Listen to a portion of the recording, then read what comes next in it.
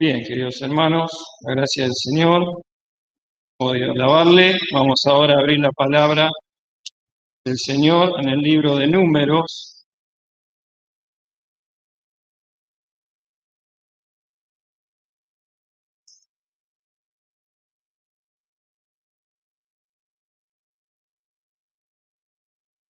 Números capítulo 3, vamos a leer desde el 1 hasta el 13.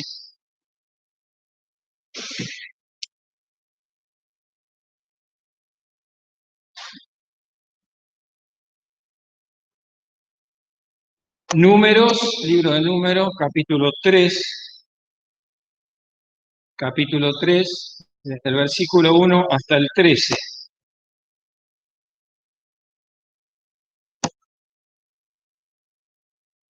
Dice así la palabra del Señor. Y estas son las generaciones de Aarón y de Moisés, desde que Jehová habló a Moisés en el monte de Sinaí. Y estos son los nombres de los hijos de Aarón: Nadab, el primogénito, y Abiú, y Eleazar e Itamar. Estos son los nombres de los hijos de Aarón, sacerdotes ungidos, cuyas manos él hinchió para administrar el sacerdocio. Mas Nadab y Abiú murieron delante de Jehová cuando ofrecieron fuego extraño delante de Jehová en el desierto de Sinaí, y no tuvieron hijos. Y Eleazar e Itamar ejercieron el sacerdocio delante de Aarón su padre. Y Jehová habló a Moisés diciendo: haz llegar a la tribu de Leví y hazla estar delante del sacerdote Aarón para que le ministre y desempeñen su cargo y el cargo de toda la congregación delante del tabernáculo del testimonio, para servir en el ministerio del tabernáculo. Y guarden todas las alhajas del tabernáculo del testimonio y lo encargado a ellos de los hijos de Israel, y ministren en el servicio del tabernáculo. Y darás los levitas a Aarón y a sus hijos. Les son enteramente dados de entre los hijos de Israel. Y constituirás a Aarón y a sus hijos para que ejerzan su sacerdocio, y el extraño que se llegare morirá. Y habló Jehová a Moisés diciendo: he aquí, yo he tomado los levitas entre los hijos de Israel en lugar de todos los primogénitos que abren la matriz entre los hijos de Israel. Serán pues míos los levitas, porque mío es todo primogénito desde el día que yo maté todos los primogénitos en la tierra de Egipto. Yo santifiqué a mí todos los primogénitos en Israel, así de hombres como de animales. Míos serán, yo Jehová. Hasta aquí la palabra Señor. Venimos viendo este libro de Números que tiene tantas cosas preciosas para enseñarnos, tantas cosas difíciles y también terribles, para entender que este Dios, que podemos servirle por gracia también, como dice Pablo, tenemos que hacerlo con temor y reverencia. Y hemos venido hablando hace unos domingos de que Dios, cuando da todas las ordenanzas, cuando divide al pueblo, le asigna a cada lugar, sabemos que todas estas cosas tenemos preciosas enseñanzas. En un domingo hablamos acerca de los levitas, que el Señor los toma para sí como los primogénitos. Eso lo hablamos, se corta, ¿no? Eso lo hablamos un domingo, y decíamos que acá como Dios, por el pasaje que leímos también, muestra un celo especial, porque dice: míos serán. Los levitas son, para mí, son tomados como los primogénitos. Eso eh,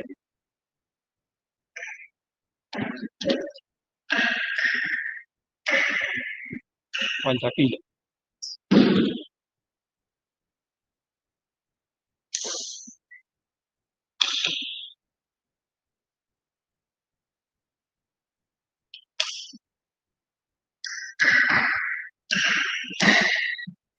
Ahí está.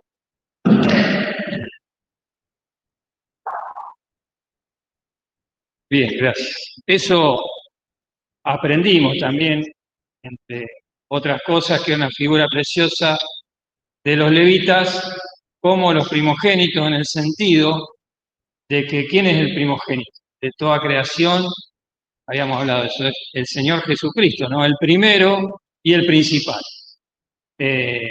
Como Dios hombre, ¿no? Dios hecho hombre. En un sentido, el Señor Jesucristo sabemos que es completamente Dios y completamente hombre. Como Dios no tiene principio, no es primogénito, ¿cierto? Es eterno, no está fuera del tiempo, pero como desde el momento que se hace hombre es el primogénito de toda criatura, en el sentido que no es creado como Dios, por supuesto, Dios es el que crea todas las cosas, justamente el Hijo es el que crea todas las cosas, pero como hombre es el primogénito, es el primero para que Dios cree todas las cosas. Pero sin Cristo, Dios no hubiese creado, ¿cierto? Para la solución, para el pecado, era Cristo y este crucificado. Entonces el primero y el principal. Pero los levitas son tomados como los primogénitos y son un tipo precioso ¿de quién? De nosotros, de la iglesia, porque Romanos 8:29, ¿qué nos dice? A los que antes conoció, a estos también predestinó, ¿para qué? Para que fuesen hechos conforme a la imagen de su Hijo. Y después dice, para que Él sea el primogénito entre muchos hermanos. Ese es el propósito de Dios para la iglesia, para cada uno de nosotros. Nos salva, nos limpia, nos da la salvación, pero también después viene el proceso por el Espíritu Santo para hacernos conforme a su Hijo, ¿no? Él es el que puede hacer la obra en nuestros corazones, desde dentro de nuestro corazón.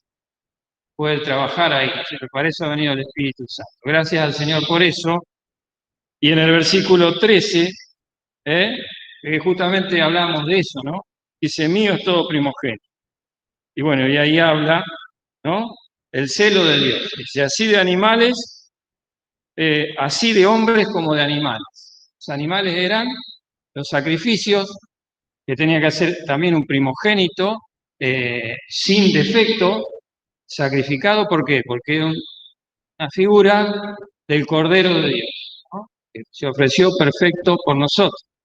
Por eso dice, así de animales como de hombres, toma a los levitas en lugar de todos los primogénitos de todas las tribus de Israel. Y hoy vamos a hablar de la función de los levitas, porque también hay una preciosa figura para nosotros. Podemos leer algunos versículos aquí. El versículo 6, que también lo leímos, pero no lo meditamos, pero el Señor me puso esto en el corazón, ¿no? De hablar de estos versículos. El versículo 6, Dios dice, haz llegar a la tribu de Leví y hazla estar delante del sacerdote Aarón para que le ministre. Así que Dios le dice a Moisés que lleve toda la tribu de Leví y la ponga a disposición del sacerdote para que le ministre. No debemos olvidar que los sacerdotes, ¿quiénes eran? No eran los levitas, eran los hijos de Aarón, una pequeña familia dentro de la multitud de los levitas. Los levitas se contaron y eran 22.000. Así que Dios, los levitas, que dice que son de él, los pone, se los da a Aarón para que le ministren, para que le sirvan en el tabernáculo, en todas las funciones del tabernáculo. Sabemos que en la función de la obra en el tabernáculo de ofrecer los sacrificios, únicamente los sacerdotes pueden, los hijos de Aarón, pero los levitas son dados a Aarón para el servicio. Y Dios también pone énfasis en esto, como nos dice también en el versículo 7, el versículo 9, dice, y darás los levitas a Aarón y a sus hijos, les son enteramente dados de entre los hijos de Israel. Les son completamente dados. Los levitas a Aarón.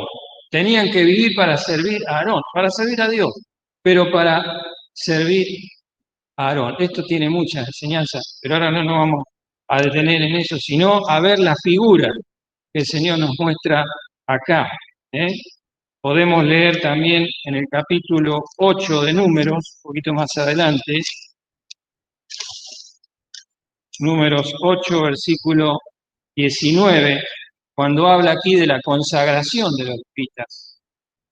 El versículo 19 dice, y yo he dado en don los levitas a Aarón y a sus hijos de entre los hijos de Israel, para que sirvan el ministerio de los hijos de Israel en el tabernáculo del testimonio y reconcilien a los hijos de Israel, porque no haya plaga en los hijos de Israel, llegando los hijos de Israel al santuario. Aquí vemos, ¿no?, ya más específico la tarea de los levitas, pero dice Dios, yo he dado en don, en regalo. Así que el Padre, Dios, le regala los levitas a Aarón. Dice, míos son, se los da a Aarón.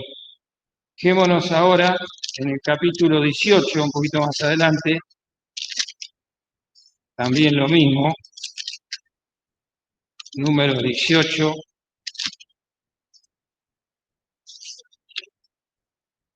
versículo 6. Porque he aquí yo he tomado a vuestros hermanos los levitas de entre los hijos de Israel, dados a vosotros en don de Jehová, para que sirvan el ministerio del tabernáculo del testimonio. Así que vemos, ¿no? Cada vez que habla de los levitas, Dios dice eso, que se los da a Aarón. Podemos a esta altura ver un poco la figura, darnos cuenta qué es lo que Dios está diciendo ahí. Aarón, ¿quién era? ¿Qué había sido dado a Aarón de parte de Dios? El sumo sacerdocio. El sacerdocio. Pero Aarón era el primer sumo sacerdote, el sacerdote principal que entraba, ofrecía el sacrificio y que llegaba hasta el lugar santísimo, al único lugar donde, a la presencia de Dios, y el único que podía entrar el sumo sacerdote. ¿Figura de quién es Aarón? De Cristo. Así que Dios le da los levitas a Aarón, que figura de Cristo. ¿De qué nos habla eso? De que el Padre, ¿a quién le dio a los salvados, a los levitas? ¿Quién se los dio? A Cristo, ¿no? Vamos a leer en San Juan, capítulo 17. San Juan, capítulo 17.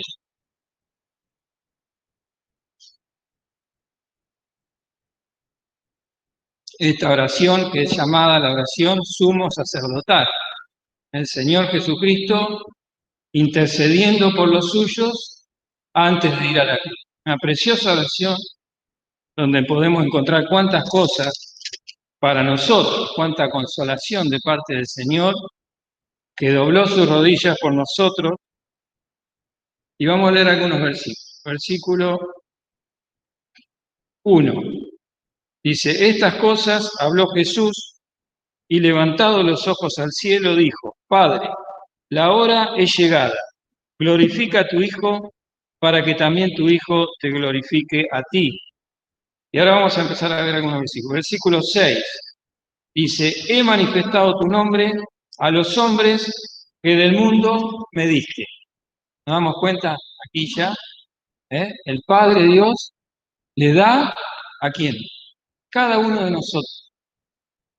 Cada uno de aquellos que el Padre en su toda sabiduría, omnisapiencia, sabía que un día íbamos a aceptar a Cristo.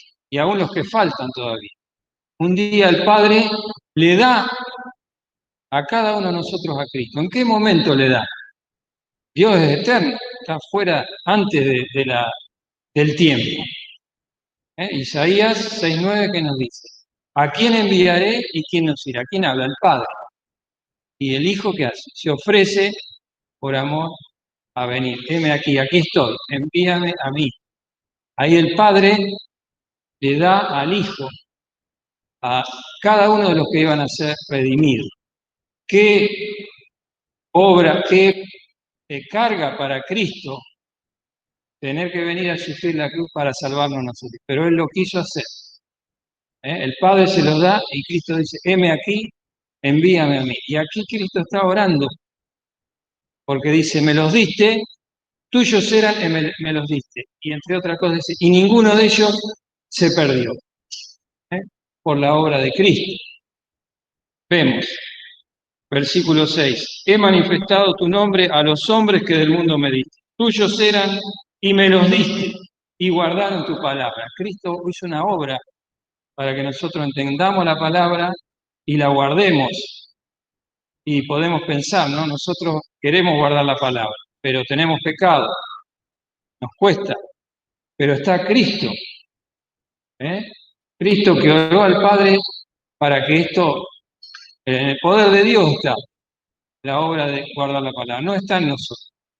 Así podemos sacar, ¿no? Muchas enseñanzas y mucha consolación en esta oración del Señor. Yo ruego por ellos, no ruego por el mundo, sino por los que me diste, porque tuyos son. Versículo 11. Y ya no estoy en el mundo, mas estos están en el mundo. Y yo a ti vengo, Padre Santo, a los que me has dado, guárdalos por tu nombre, para que sean una cosa como también nosotros. Versículo 12. Cuando estaba con ellos en el mundo, yo los guardaba en tu nombre. A los que me diste, yo los guardé. Y ninguno de ellos se perdió, sino el hijo de perdición, para que la escritura se cumpliese. Aquí podemos decir el gozo de Cristo, ¿no? Aún antes de ir a la cruz. Dice, ninguno de ellos se perdió. Y podemos ver, aún después de esta oración, ¿no? Como si vamos un poquito más adelante en el capítulo 18 de San Juan, cuando el Señor es entregado allí en el Getsemaní, ¿no? El versículo 9.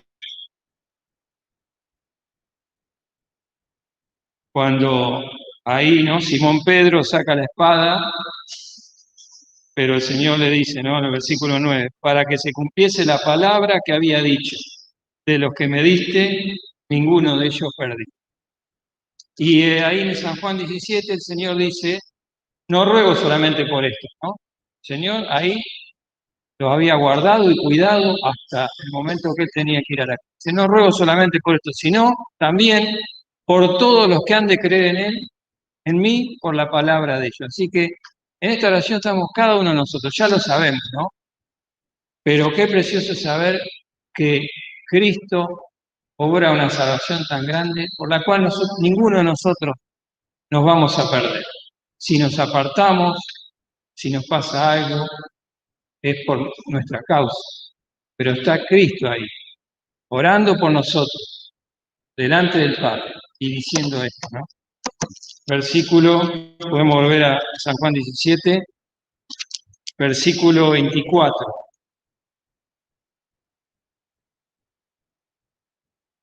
Dice, Padre, aquellos que me has dado, quiero que donde yo estoy, ellos estén también conmigo, para que vean mi gloria que me has dado, por cuanto me has amado desde antes de la constitución del mundo. La preciosa esperanza que tenemos, ¿por qué? Porque Cristo fue a la cruz y Cristo oró por nosotros. Y le dice al Padre, quiero que donde yo estoy, estén ellos también conmigo. La seguridad que el Señor, alguna cosa de la oración del Hijo no va a contestar el Padre, sabemos que no. Entonces, gracias al Señor, ¿no? Porque el Señor quiere estar con nosotros, ¿eh? Como hablamos de los primogénitos, ¿no? El deseo de Dios para que Él sea el primogénito entre muchos hermanos. Qué precioso, ¿no? Debemos realmente conmovernos ante el Señor, ante lo que Él ha hecho por nosotros. Qué tremenda carga para el Señor que el Padre le da a cada uno de nosotros para salvarse. El Hijo va a la cruz. En ningún momento sabe que si cae, si falla en algo, no nos iba a poder salvar, pero lo hizo por amor de cada uno de nosotros. Pero también pensaba, y es lo que más el Señor me habló de esa palabra, ¿no? Que dice, cuando Dios le dice a Moisés que le diga a Aarón, ¿no? A llegar a la tribu a llegar a Aarón a los levitas. Le dice, les son enteramente dados, completamente dados. Y ahí entra nuestra experiencia. Si nosotros realmente hemos entendido que somos enteramente dados a Cristo, toda nuestra vida, todo nuestro ser. El versículo 11.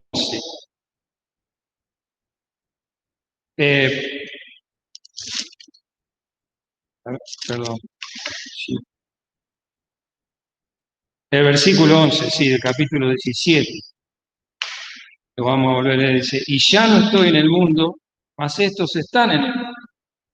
Así que estamos en el mundo con toda nuestra naturaleza también de pecado, con todas las tentaciones, un tiempo, pero el Señor oró por nosotros. Dice, Padre Santo, a los que me has dado, guárdalos por tu nombre, para que sean una cosa como también nosotros. Así que aquí vemos que cuando Dios le da, el Padre le da a Cristo, a cada uno de nosotros,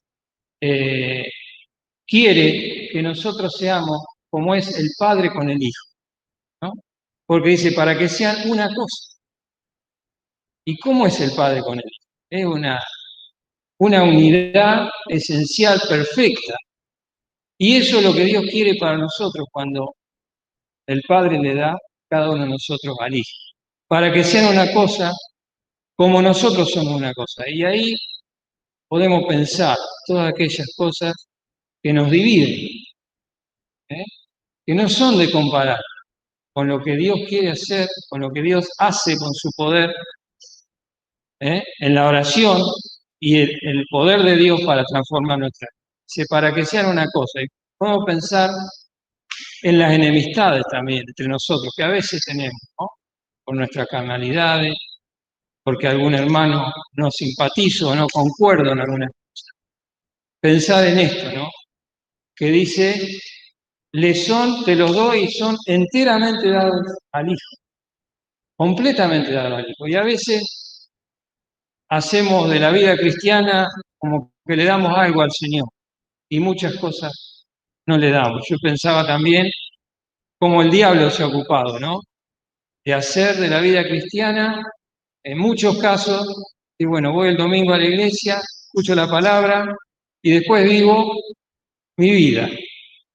Tal vez le entregue algunas cosas al Señor, pero vivo, no le doy todo.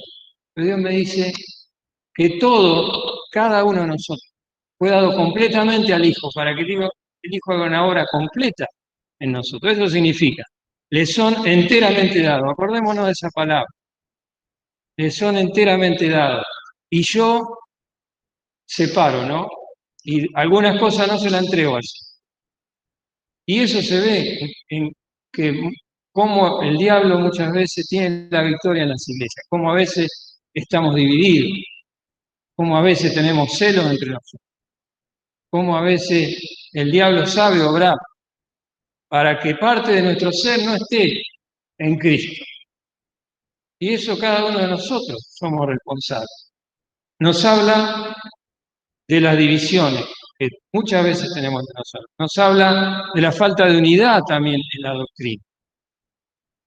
A veces estamos separados por doctrina, a veces estamos separados por simpatía, porque no simpatizamos.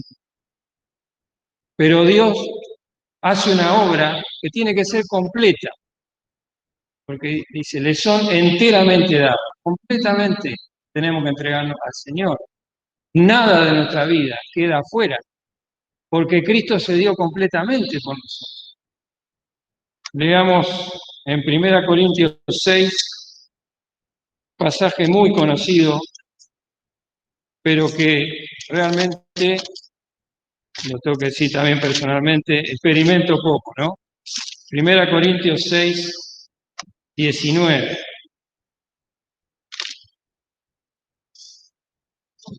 Pablo le decía a los corintios, ¿o ignoráis que vuestro cuerpo es templo del Espíritu Santo, el cual está en vosotros, el cual tenéis de Dios y que no sois vuestros? no somos de nosotros mismos, porque el Padre nos ha entregado a Cristo, y Cristo debe hacer una obra completa en nosotros. ¿Por qué? Porque hemos sido comprados por precio, precio de la sangre de Cristo. Porque comprados sois por precio. Glorificad pues a Dios en vuestro cuerpo y en vuestro espíritu, los cuales son de Dios. ¿Mm? Y también, veamos un poquito más atrás, Romanos capítulo 14. Aquí Pablo hablando también a los creyentes, está hablando de la diferencia también que tenemos entre nosotros, pero el problema es que es lógico que tengamos diferencia, porque somos distintos, ¿cierto? Tenemos distinta formación, distintos gustos, distinta cultura, pero eso no debe ser un impedimento para que nosotros seamos uno en Cristo. Aquí Pablo, fijémonos el relato que está haciendo, el pensamiento, que habla de que ahí en Roma había creyentes que tenían distintas formas de actuar de acuerdo a su cultura. En Roma era una iglesia grande y dice,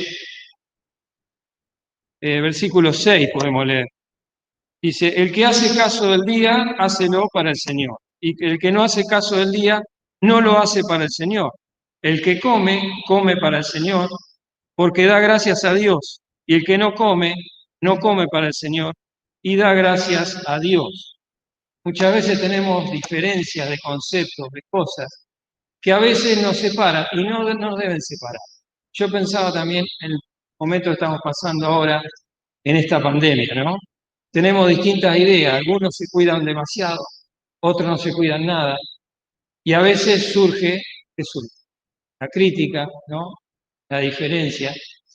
Pero acá Pablo está diciendo, bueno, cada uno hace distintas cosas, piensa distintas cosas, pero ¿qué es lo que dice? Todos somos de Cristo. Dice, versículo 7, porque ninguno de nosotros vive para sí y ninguno muere para sí. Los hijos de Dios no vivimos ni morimos para nosotros. ¿Morimos para quién? Vivimos o morimos para Cristo. Eso también, pensando en los hermanos que han sufrido pena de separación. Sí, prueba de separación, ¿no? Que nuestro hermano que ha partido ahora, otros hermanos que han partido. Acá hay una palabra que nos consuela, porque nosotros a veces nos debatimos en nuestras diferencias, ¿no? Pero acá dice Pablo, todos somos de Cristo. Y si vivimos o morimos, ¿de quién somos? De Cristo. Así que vivamos o muramos, estamos con Cristo, lo cual nos da una gran consolación. Y eso es lo verdaderamente importante que nosotros debemos ver, ¿eh?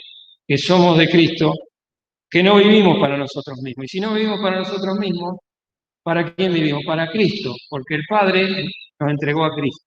Entonces nosotros debemos rendirnos completamente a Cristo. Pero a su vez también somos consolados por esta, porque lo peor que nos puede pasar que es la muerte. ¿Y para quién morimos? Para Cristo, que Cristo nos ganó, ¿no? Para Él. Versículo 8, que si vivimos para el Señor, vivimos. Y si morimos, para el Señor morimos. Así que, o que vivamos o que muramos, del Señor somos. Y acá podemos ver otra enseñanza, ¿no? Porque dice, así que o que vivamos o que muramos, del Señor somos. No importa, somos del Señor. Pero también esta palabra la podemos aplicar a nuestra experiencia espiritual, porque podemos decir, podemos ser creyentes, pero no estar en vida espiritual, podemos estar sin vida espiritual, ¿no? Dice, si vivimos en el espíritu, andemos también. Si no, si tenemos una vida carnal, estamos como muertos, aunque estamos vivos, que somos de Cristo. Entonces, ¿qué nos está diciendo acá? Dice, aplicarlo en ese sentido, ¿no? También. Si vivimos, o morimos, del Señor somos. Así que todo lo que hagamos en nuestra carne no nos sirve, porque Cristo no puede usarlo y Cristo no tendrá una recompensa para nosotros. Así que, ¿de qué nos habla? Que tenemos que entregarnos completamente al Señor. Le son enteramente dados a Cristo. Y no importa que no lo hagamos, porque ya somos de Cristo.